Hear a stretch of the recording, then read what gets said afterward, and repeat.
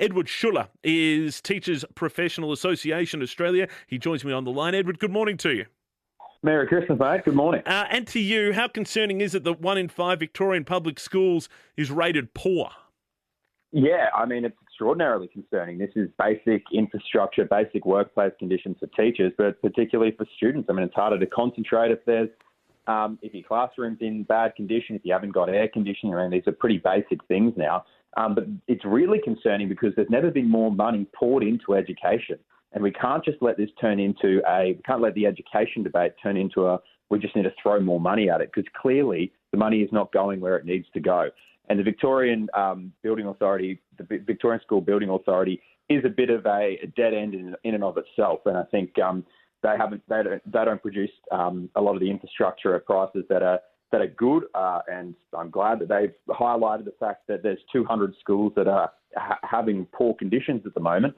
But this is a symptom of a broader issue, which is that there is so much waste of money in the education system. It's not going where it needs it, and that's the discussion we need to have about reforming the education system. What are examples of where it's going, where that money is going when it should be put into infrastructure and building?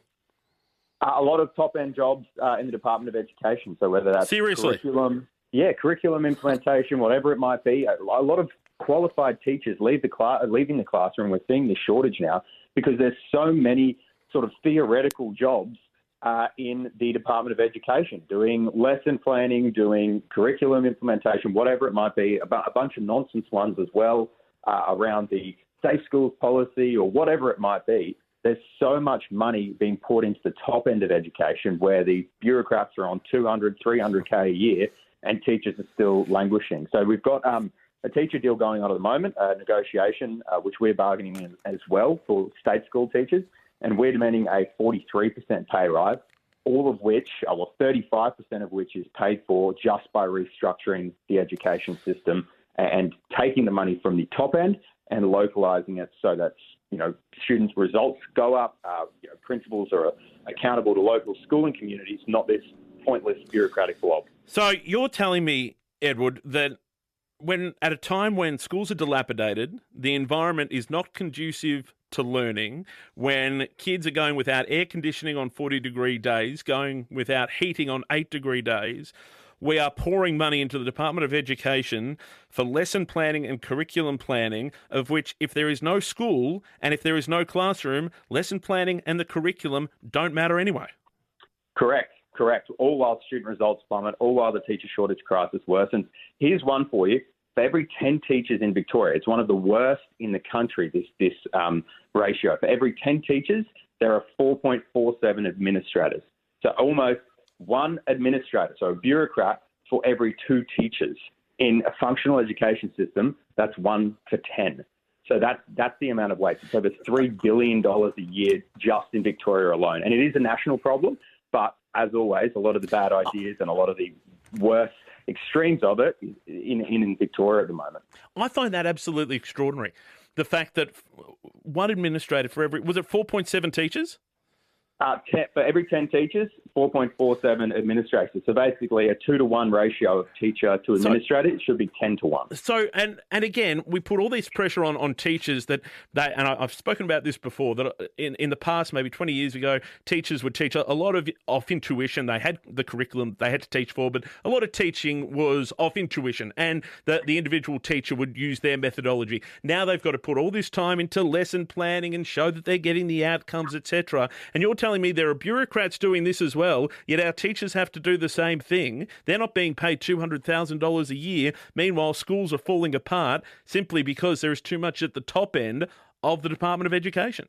Yeah, 100%. And it's really bad. A lot of people aren't aware of just how poor this funding direction is at the moment. And like I said, it's across Australia. There is an overwhelming amount of waste in the education system, all while student results and the teaching profession languishes. So this is the need for reform. So I saw the opposition coming out talking about, trying to score some political points, talking about, the Labor government have failed schools, all of that sort of stuff. True, I guess, but they've got to get creative, okay? Them coming out and saying we're going to secure more funding is not going to change one damn thing. They have to come out, they have to support the decentralising of our education system. support implementing a student voucher system where the money follows the student, and that makes principals accountable to local communities. And that is the only way we can turn a lot of this around, including ensuring that our infrastructure is actually up to standard. Edward, the fact that the infrastructure is so poor, and there'd be a number of parents listening at the moment going, gee, do I send my son or daughter to a state school, or do we try and scrounge together every cent and send them to a private school? So I guess my question in essence is the fact that we've got this problem with state school buildings and infrastructure, is this only worsening the gap between state schools and private schools? And I guess putting more pressure on parents to go, I don't want to send my kid to a school where there's no air conditioning in summer. So, all right, we'll scrounge together the pennies and send them to the local private school. Look, it is to an extent, but these problems aren't. There's another form of bureaucracy in the private school system. I mean, you've got these Catholic education bodies, different independent organisations that basically operate as departments of education in and of themselves. And these private schools still have to bend the knee for public funding anyway. So there's not. I don't think it's so much, the gap is wide, and the price gap certainly is. But we're wasting so much money at the moment in education, in private and public. Like for the majority of households, sending your kid to a $20,000, $30,000, $40,000 a year private school just isn't an option, and it shouldn't have to be. We should have functional public schools for the amount of money that we're pouring into it, but we don't because it is so top-heavy. So the opposition needs to come out and commit to real reform when it comes to education, and that means decentralising it and supporting a localised system. Edward Schuller, National Secretary of the Teachers Association of Victoria, I appreciate your time this morning. That's incredible. The amount of money that is going into the Department of Education so that, they can do learning planning, lesson planning and curriculum and correct the curriculum within an inch of its life, which the teachers are doing anyway. They've got to do their own lesson plans in the classroom, adding only to the burden of their workload. But the fact that then the teachers, they have to go into the classroom that is leaking, the classroom that doesn't have air conditioning, the classroom that doesn't have working technology. Meanwhile, the bureaucrats within the Department of Education, they're on the 75th floor of whatever building they're working from, putting together these lesson plans and curriculum, which needs to be done, but the numbers are outlandish. The bureaucratic issues, well, we're just used to that, aren't we? G'day, Dom. Yeah, g'day, Shane. That guy was just absolutely fantastic. Everything he said's correct. I'm pretty sure there's something like one teacher to every 5 bureaucrats. And as Donald Trump said, we need to drain the swamp of some of these public servants. And look, teachers, my 2 grandkids are in a state school in prep and grade 2. And I checked my workbook of my grandson. He's just finished in prep. And I was absolutely gobsmacked. The quality of the teaching and what they do is just brilliant. He can do his 8 times tables and he's in prep. And they're right. The teachers deserve the money. Apparently, you talk to teachers, they virtually have to do a report on every single thing they do. And this is a big chance. This is the thing, Dom, is the pressure on teachers now, even compared to what it was 2 years ago. And I'm the son of 2 teachers. I saw the work that they put in, but they loved also teaching by intuition. They had the curriculum there that they had to follow, and then they would teach the students as they pleased. And then they would have time to chat with the students after class or, talk with them in the yard.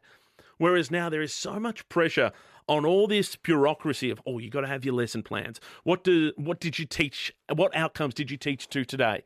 If you didn't teach to an outcome, well, that's a failure. No, sometimes the kids might just not be in the mood. So you need to change the methodology you're using to teach. And this is why there is so much pressure on teachers. And if they are not teaching in an environment that is conducive to learning, we have a problem. Spring Street can come up with all the lesson plans and curriculum edits in the world. But if the learning environment is not conducive, for the teacher and most as importantly for the students, then what are we doing?